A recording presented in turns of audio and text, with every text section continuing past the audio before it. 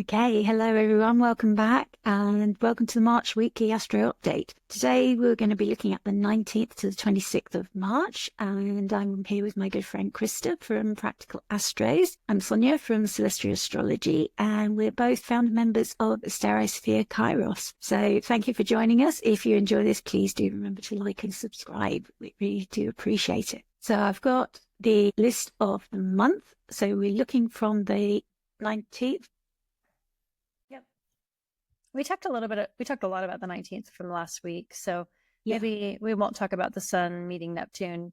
If you're curious about that, you can check out the last section of last week's episode, because we do spend some time on that. So let's start it with the sun entering Aries, which feels like entering Aries, sort of a vibe. Yeah, sun meets Venus. I mean, the reason why we've got two lists is because some weeks there's like 6 things happening and we pick out the 3 most important to highlight to you, and then other weeks like this week there's just 3 things happening anyway, so it's very easy to pick out the 3 things that we're going to talk about. But it looks sometimes like we're just repeating, these are the 3 things that are happening, these are the 3 things we're going to talk about. But we've got the equinox on the 20th. The sun is entering Aries, and it's like the transition from Pisces to Aries, and this equinox is like the light winning the battle, symbolic. We've had the dark half of the year from Libra through to Pisces, and then when the sun reaches Aries, it symbolizes this light half of the year. And for us as astrologers, it symbolizes the new astrological year, because Aries is often thought of as the first zodiacal sign. So it symbolizes the new growth. We often see the zodiac represented as like a gardening calendar, and it's like the seed is planted and the new growth begins. And that's kind of a lot of the symbology of the sign of Aries, is that seed finding its way through the darkness up towards the light and just germinating. And how will it grow, and what is it, and what does it become when it reaches the surface? So it's like Happy New Year. Yeah. And there's something celebratory about, like, the sun is taking over, like light is returning. Like there's something very glorious about like the concept of light taking over the darkness. Like where we're in the winter doldrums, when where everything seems darker, seems just archetypally more depressing, having something symbolic like the sun and Aries taking over, and like there is hope. There is like light is starting to dominate, and so many mythologies like having the dark half and the light half like kind of fight each other, and it's that tension between the two of like, the sun and the moon, men and women, Mars and Venus, light and dark, yin and yang, all of these energies, that like the tension between the two is our existence. So when we have this moment where the sun, the very star around which all of this orbits, around which all of this makes sense, of which we derive meaning from, goes into Aries, where the sun exalts. It's like this fiery, yes, things are going to survive. Yes, it's returning. There's something so beautiful. One of my astrology friends, Gary Caden, he is an Aries sun, but when the sun goes into Aries, he welcomes it at the sunrise, like the first day that the sun is there, like he's welcoming the new year as like celebrating this like springing forth of this renewal of it's not just the seed stage of the garden. It's like where the first sprout comes out. It's like this like springing out of the ground is like a very Aries coded thing. So it is celebratory, because it's like finally the sun is going to dominate. It might still seem about what it was in Pisces, but we know that the beginning of Aries to the end of Aries, the sun definitely starts to take over, and there's more flowers in the northern hemisphere, and it's a little warmer, and there's bluer skies, and there's just more hopeful. And that is kind of the Aries archetype. Like we have transits in Aries, but we haven't really had any other planets. Like we have Mercury, Venus kind of retrograding back, but when the sun gets there, it feels especially celebratory. Yeah. And of course the sun's exalted in Aries, so it's got that energy, isn't it, of the sun and Mars sort of going and getting things done. Yeah. And also the Aries Ingress chart can predict our astro year ahead. So quite often people look at the chart of this day, the sun worries to predict for the year ahead. So that can often be quite useful. And then on the 23rd, the sun will meet. Of course, we've got Venus and Mercury now both retrograde in Aries, and the sun will meet each of them. So we've got these 2 Cazimis. So it's Cazimi week as the sun meets both of them. So that's what we've got ahead. If you've got any Cazimi rituals, this is a good time the sun illuminating both of their significations. But of course, as they're both retrograde, it's invisible to us. We can't see either of those planets, and the significations are invisible. Yeah. Was there anything else you wanted to say about this week? No, it's just definitely a bright, sunny Aries, fiery, martial story that's kind of like right there, and not quite to the end of the month, but like kind of launching us into the spring. So let's look at the chart. Here's the chart. Yeah. So this is the 20th of March, and it's happening at 9:01 in Universal Time. So adjust for your own time zone for when the sun is exact at 000 going into Aries. So yeah, Happy New Year. So the sun is here, obviously co-present with the retrograding Venus and Mercury, and also with Chiron at 21 degrees. And we've spoken about this last week. Chiron that's in this moving towards a closer square there with its ruler, Mars. And also we see the sun is in this sextile with Pluto. We spoke as well about how all of these planets that are going to be sextiling Pluto as Venus and Mercury will be making their second pass as they come back to 3 degrees. And the sun will be making its first. But it's, again, new energy because Pluto at 3 degrees is new to us. So we're going to have a lot of firsts this March. Yep. It's going to be a lot of new energy because, like, since I've been an astrologer, there's things that come round quite regularly, like Mercury retrogrades or whatever, or conjunctions that happen every year that you see repeat, and they repeat maybe in different signs or at different degrees. But things like this are obviously new. Well, just meeting there at that Aries point, we're going to have Neptune move in to that Aries point, it's going to sextile. All of those things are sextiling that Pluto. Pluto hasn't been to that 3-degree Aquarius point yet that we've experienced. So yeah, it's just the sextile between, all of the Aries stuff and back to that Pluto is kind of a new experience. We haven't experienced that with the Pluto and Aquarius. I think is where you're going. We've got Saturn and Uranus in sextile as well, so that's moving closer. As Uranus has moved from 23 degrees, at last it was there for an awful long time. Saturn's moved to 23, so it's still not exact, but it's coming closer. So we see these outers starting to talk to each other as well. Yeah, when they get that close, sometimes you see it a little bit more clearly. When they're a couple of degrees away, it's harder to see how those significations show up. But, it looks like April 4th will be exact between the sextile when they get within a degree of each other. Usually it's a little bit more palpable. Yeah, so it's just like moving in as we move through the charts, we'll sort of see them get closer. Yeah, very much. There's a whole sign sextile to Jupiter from the sun. Obviously not exact until the sun reaches that midpoint, that middle decan of Aries, where it's exalted and in its own decan. But it is at the moment in Jupiter's bound. So it's got that nice benefic energy as it's in that first decan. Yeah. Got a whole sign square to ruler Mars. That's also, so the cardinal signs. So Mars is ruling Aries and is there in Cancer, newly direct. And so the whole time that the sun is in Aries, it'll have that square to Mars. Yeah.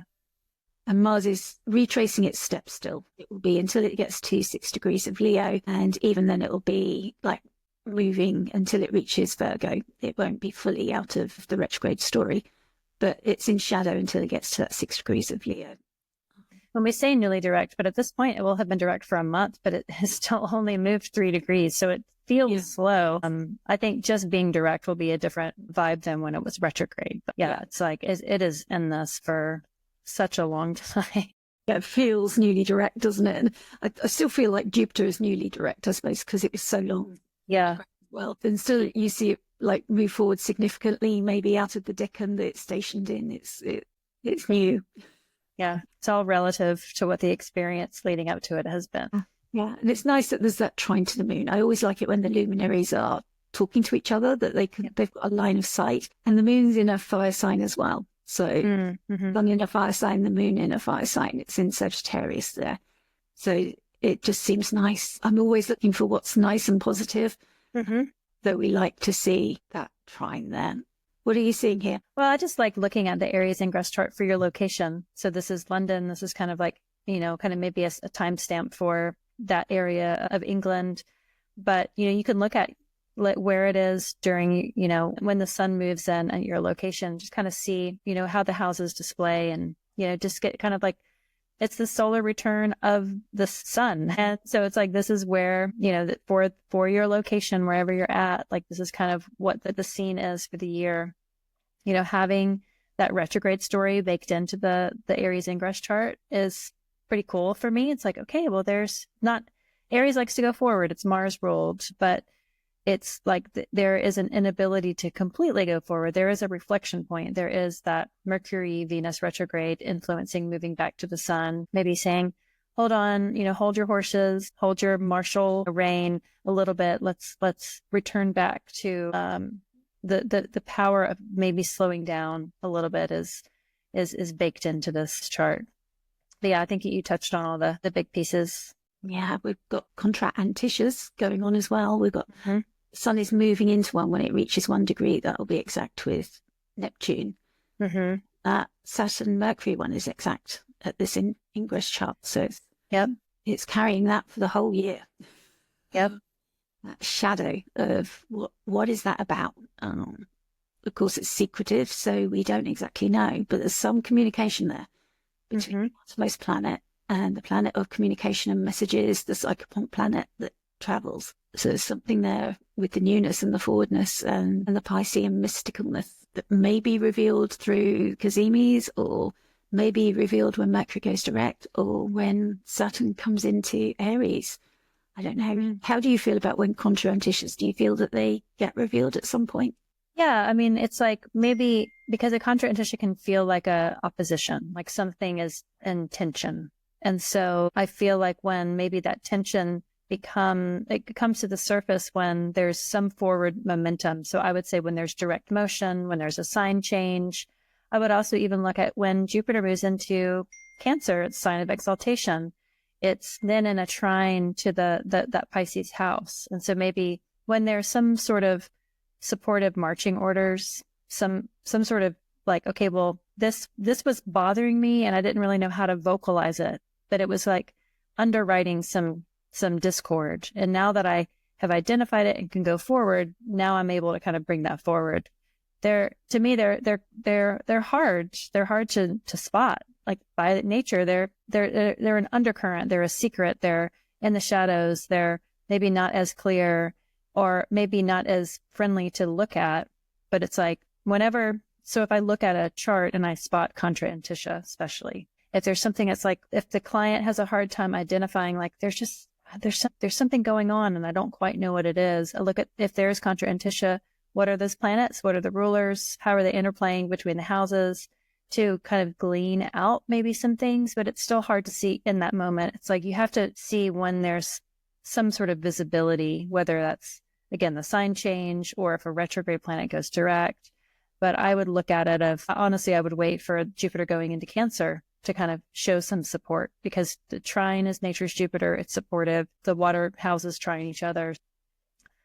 Yeah, I wouldn't spend too much time with like trying to figure it out. But if something is kind of bugging you between the Aries, Pisces houses, those retrogrades might glean some sort of insight of like, maybe this is what you need to go back to reconcile. This is maybe what information you need to retrieve to then bring it back into Aries. And all of the pieces at play, it's hard to like extract one single thing of like being the culprit. They all kind of work in tandem together, but not everything is on its surface, I guess, is this ingress chart. It's like there's a lot of things happening behind the scenes. And maybe we won't realize that until later.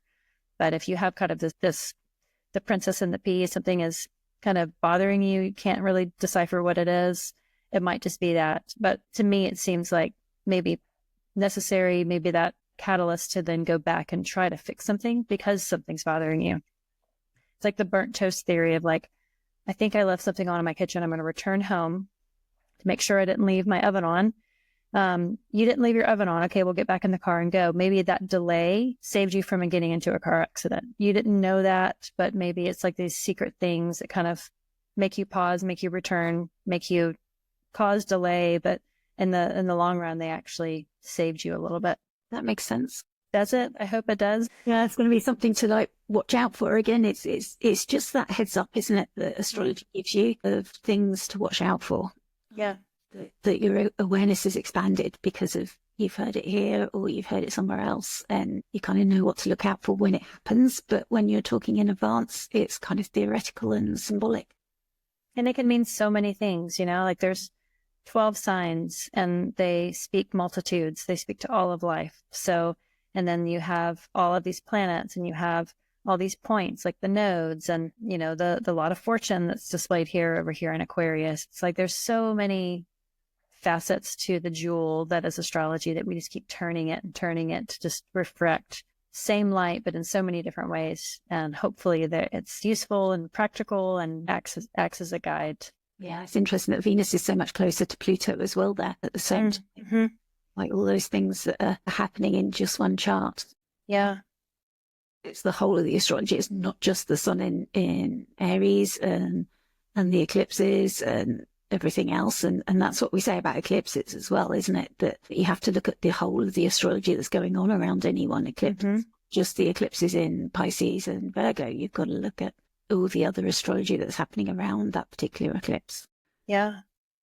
Happy New Year. Yes. Yeah. Happy astrological New Year, and take that with you and use it wisely. So then Venus with the sun. Yeah. Yeah. So I was looking just ahead of like, okay, well, having this, it's Venus conjoin the sun is going to happen in Aries. And it's the only time this year that it's going to happen. It will happen in January in Capricorn next year. So we'll look at Mercury and the sun. It's going to happen, a couple of times this year. But this is the only Venus sun conjunction we have with Venus retrograde in Aries at 2 degrees. It's going to go back into Pisces, and Mercury will follow it pretty closely as it's also retrograde. But it will meet back up again with the sun in Gemini. So I was just looking at, okay, well, this is the only Venus Cazimi we have all year.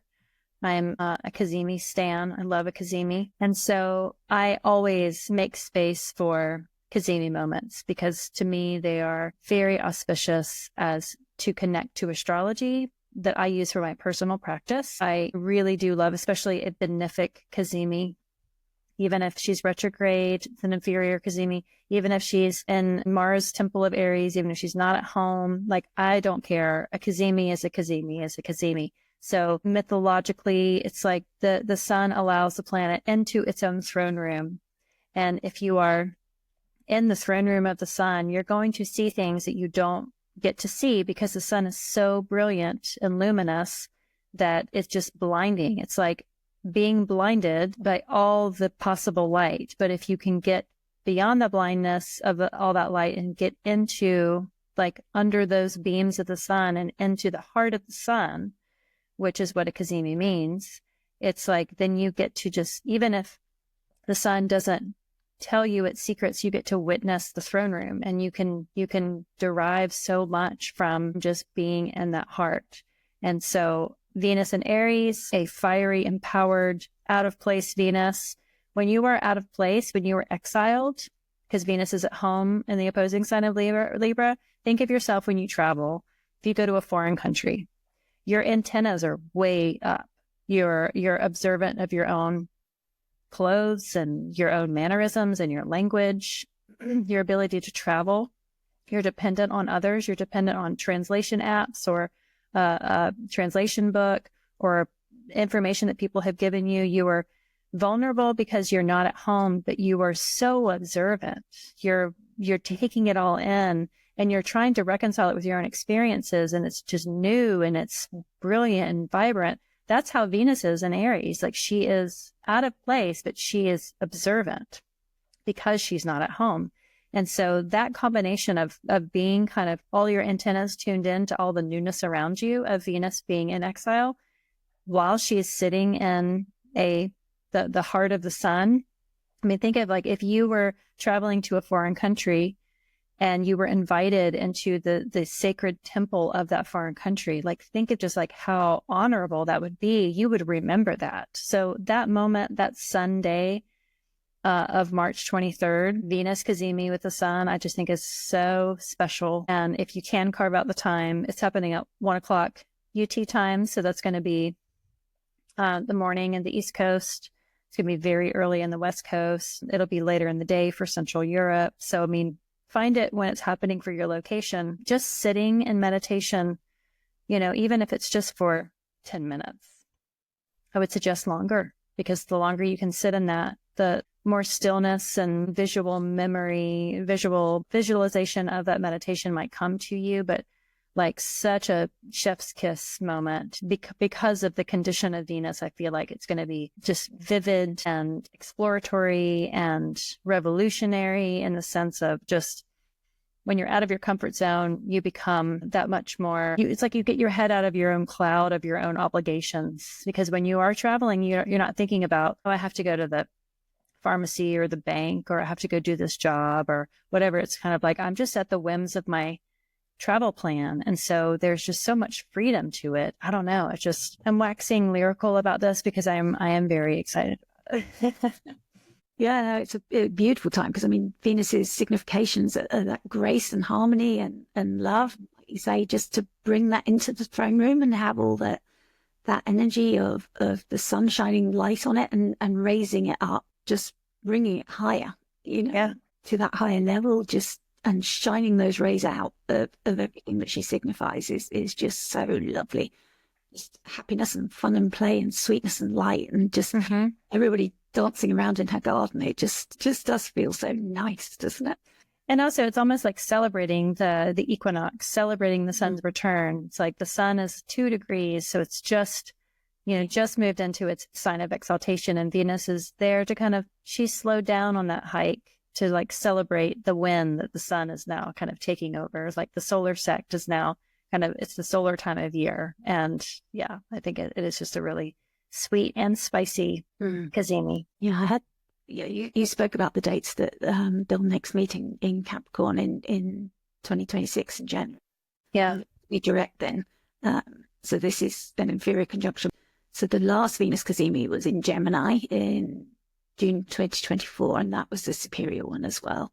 And Venus hasn't been visible in the night sky since the 19th of March. She re-emerged now as the morning star. So when she has this Cazimi, she like switches sides of the sun. So she was an evening star, and now she'll re-emerge as a morning star. So she'll re-emerge then on the 26th of March, and then she'll station direct on the 13th of April. So, and yeah, just that moment being co-present with Mercury, who's combust, and Chiron. It feels like maybe Mercury being the messenger, and Chiron with that wounded healerness, that there's a healing message that she's bringing harmony and her grace and light to as well, that there's something that all together they're working on, that when they're all in the sign, they're blending those significations, possibly. Yeah, it's curious when Venus and the sun come back together in January of 2026.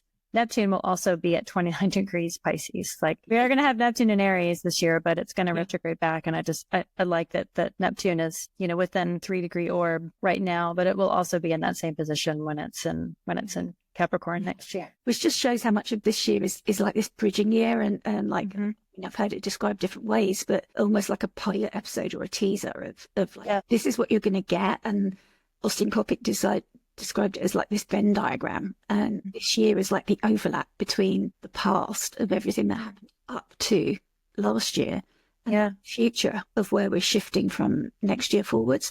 But this year is very much that transition point, getting this taste of what the future holds in terms of the planetary placements and energies, but they do move back. So we get this introduction to it, and then they move back, and then it's 2026 when everything shifts to stay. That's why it's hard to just look at like a single placement or a single moment out of context, because it is all woven with each other. It's woven through the days and the weeks and the months and the years, past and future. Like, you can't just isolate one single thing. It's like it is in relation to what has happened and what will come. Yeah. So it's interesting that 2026 has this flavor of now, that we're still doing that, looking back and returning, and what's going on then and what's going on then. And just before we move forward, are we sure?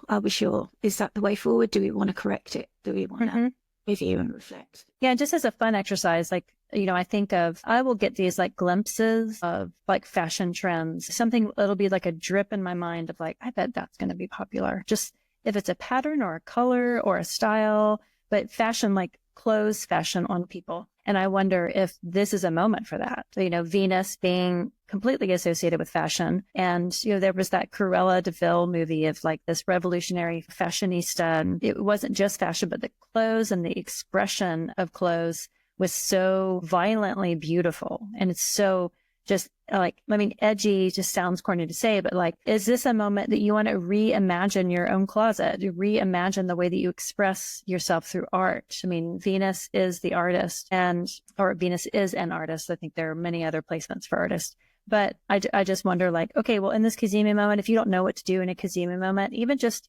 getting a stack of magazines or do a Pinterest board or draw it out yourself or whatever it is. Like imagine designing a spring fashion walkway, make your own fashion walkway with your own closet.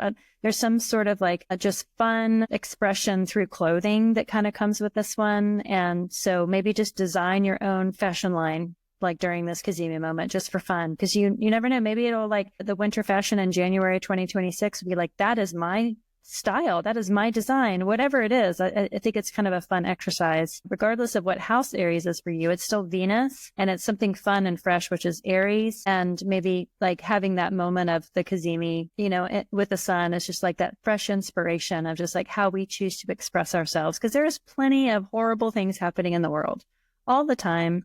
We're very well aware of them right now, and doing something that's a foil as like either a protest or as an expression of something that is not horrible, of like, this is just how I decided to spend my Sunday afternoon, going to the thrift store, buying some random clothes and safety pinning them all together to make a completely new outfit. Like I just get like fashion vibes and fashion inspiration from this Cazimi. Very true. And yeah, because it's like a cardinal sign. It's initiating, isn't it? Yeah. What can we bring in? Yeah. Lovely. Thank you, Venus. And then Mercury comes in, right? Mercury conjoins the sun the next day. Yeah. So we get one Cazimi after the other. It's so joyful. So that's 24th of March at 7:48 p.m. in London. So yeah, adjust those times. You're great at the US times. Yeah. Without the time changes always happening. So that'll be like in the middle of the day for the East Coast, right around lunchtime for the West Coast, pretty late at night for Eastern Europe. But yeah, I guess I'm more preferential to Mercury Cazimis, but I mean, I'll take any Cazimi. The sun conjoining Saturn, Venus conjoining the sun, but Mercury conjoining the sun. Mercury doesn't have an aspect that it is associated with, but I like to think that the conjunction is mercurial because Mercury does he is a psychopomp. He likes to travel between worlds, and it crosses over, except for the moon, it crosses over that Cazimi with the sun more often than any other planet. So it just feels like Cazimis have like a mercurial seasoning to it. So I'm looking forward to both. I like that we get them back to back. I think that's wonderful. And we'll get more of them this year. But yeah, I don't exactly know how. I don't get a fashion vibe from it like I did with Venus. Mercury in a fire sign is just like quick, impulsive, passionate ideas. Maybe those real strong flashes of fiery insight. I like Mercury in a fire sign, and the sun is exalted here. So I feel like an exalted sun, having these Cazimis really is just like this flaming ball of like fiery springing truth. And so, I'm looking forward to it, but I don't really know how to delineate it ahead of time. I'm just going to be in the moment when it happens on that Monday, the 24th. Yeah, because it's still so close with Venus as well, just separating being just that day after, isn't it? Mm-hmm. Yeah, I mean, from Archetypal Explorers, talking about bright and enthusiastic mind and creative thinking, warm communications, and sharing one point of view, a conscious sense of purpose. I mean, the sun is very much about our consciousness and sense of purpose and clarity. And also the shadow is self-centered opinions and intellect. Excessive subjectivity, lack of perspective. So, yeah, overstimulation, because obviously the sun burns everything up, and just the intensity of that throne room can be too much. Yeah. So, you can imagine that overheated intellectual argument where everybody's stuck in their ideas. I don't know if you could hear it, but like my phone was chiming in. Yeah. That's like all of that information. It's like, talk about. It's like that. It was like, of course that's coming in when I'm talking about Mercury Cazimi. It's like all these like ideas and flashes and conversations, like the quick back and forth. I was like, yeah, of course that, even though the communication is just like flooding through. I often pay particular attention to my dreams around the Mercury Cazimi as well, because Mercury can communicate in all different kinds of ways, and always is surprising the way that he shows up in the way that he communicates. Quite often, for me, certainly, like puzzles as well, that we often unpick together and add it together, and it's often the symbology and everything, and it makes sense when you add everything together, but it's certainly not an easy message to receive. Yeah. Well, and also it's within sextile even closer to that Pluto and the moon. The moon and Pluto are there, and that 2 and 3 degrees of Aquarius, sextiling Venus still, but that Cazimi. So that's definitely in play and influencing in a fun, hopeful, supportive through the aspect of Venus through that sextile there. So both of these days, that Sunday and Monday with the Venus and the Mercury Cazimis at the sun, I think are pretty rad. Yeah. And the moon Pluto can be difficult and challenging. I mean, I've had it as sextile, which I've experienced is quite nice actually, but some people can find that quite challenging. But obviously in a transit chart it's different. But it's bringing that in, like you say, and that can be, I mean, I always hesitate to use the word transformative, but I see Pluto aspects as more empowering. It can take things away. And the Aquarius moon as well. Yeah, well, I mean, that moon it's waning, it's coming into that waning gibbous. And I like the word excavation for Pluto, because yes, there is transformation, but because the transit is so long for Pluto, it's hard to see transformation in that sense of, it's not that movie American Werewolf in London where you see this accelerated transformation of the guy turning into a werewolf. It's not that quick. It's very tediously slow. But excavation, like imagining, kind of a machine going in and digging huge clumps of dirt of a foundation to reveal the secrets that are buried underneath, or to open up the ground so that you can lay new foundation. Like that excavation point of it is incredibly transformative, but because it's so much slower growing, it's hard to just see the whole transformative arc.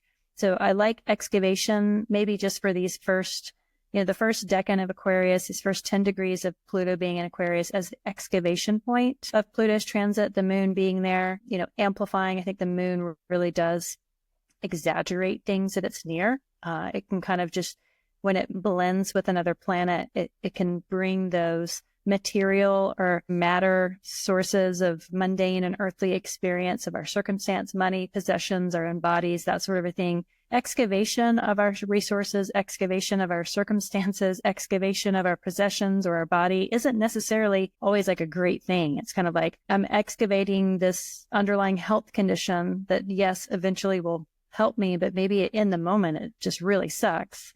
But maybe excavating riches that you didn't realize that you had the capacity to access, I think is a great moon Pluto supporting that supportive sextile to the Cazimi. Yeah, it's really tying those houses in, because then later in the summer we're going to have Uranus go to the first, degrees of Gemini, which will be in trine to that Pluto. Uranus is going to exit Taurus and get out of there. Neptune's going to be going into Aries, also sextiling that. So that those early degrees of Aquarius, with Pluto there at the moment of Cazimi, I think is maybe giving us a little hint to what that sextile story between the Gemini Aries and the Aquarius Aries, connection is. But yeah, wait and see what kind of insight comes through on that Cazimi moment. Yeah, it's worth seeing if you can get the heads up. As I said, this is an inferior conjunction. The west waxing phase will begin for Mercury as a morning star. So again, it'll switch sides and come through as a morning star. And it's first day of morning visibility, so you can see it in the sky if you're up early enough as it's rising before the sun is the 1st of April. And that'll be after it returns to Pisces. Oh, that's lovely. April Fool's Day. Yeah, the Sun and Venus are now in a Contra-Antiscia with Neptune. So more Venus now at 1 degree and Neptune at 29. And Mars in Cancer is averse to the moon in Pluto. Yeah. So yeah, that feels significant as well, with the moon together with Pluto ruling Mars in Cancer, an aversion there. And that's significant again because Mars is ruling everything that's going on here, and the ruler of that Cazimi. Yeah, still square Chiron, but ruling the Cazimi, but unable to see both of its rulers. So it doesn't see the exaltation ruler. Jupiter does not see the moon. Yeah. So it's kind of think of it as a bit unsupervised in that respect. It's kind of teacher uses the analogy of like you're staying in a B&B and you can't contact your hosts. So you're sort of unresourced in that respect, unable to reach out for help. Yeah, and it's in the bound of Jupiter, which you can't see. It's in the decan of the moon and the triplicity of the moon, which you can't see. So it is definitely unsupervised. Yeah, and that's a good point. Actually, somebody did feedback to me that they find these rings a little bit cluttering to see the charts. So yeah, do ignore them. But if you're not sure what they're showing, we've got the Egyptian bounds here, which show the resourcing. So that's how we can see that. So I leave them in because sometimes we see things that we haven't necessarily seen in prep. So yeah, we can see there that Mars, and we make connections through our conversations. We can see that Mars is in Jupiter's bound there. Just that tiny little line. It's so small, it's hard to see. Next ring is the decans. So it's in the moon's decan. And then the last one out is the triplicity ruler. So that gives us, because obviously we can see the signs through, if there's a planet there, that tells us which sign it's in. That's what those rings are showing. So I do apologize if you find that cluttering, but it's helpful for us to look at it while we're talking about it and just see everything we need to know, the information we need. It's less cluttering than aspect lines. I'll tell you that. Yeah, if we put loads of aspect lines in, that would be a right mess. Yeah. So it's nice to remove that clutter, but it is helpful to have that. Just sometimes you think you see a connection and you just double check it, and it just helps to have that reference there. I think that's good. That's good for the week. Okay, lovely. So that concludes that week, and we will be back next week, concluding the month of March with one very big movement from Neptune next week. And we'll be looking at the 26th to the 2nd of April. And I'm here with my good friend Christa from Practical Astros, and that's where you can find her. And I'm Sonia from Celestial Astrology. I should have said before, we both have our books open for astrology readings. If you want to connect with either of us, you can find us on social media and on our website. And we are both founder members of Asterosphere Kairos. And please do remember to like and subscribe, make our day by engaging with us and feeding back how you're finding any of these transits. So thank you for watching, and bye. Bye.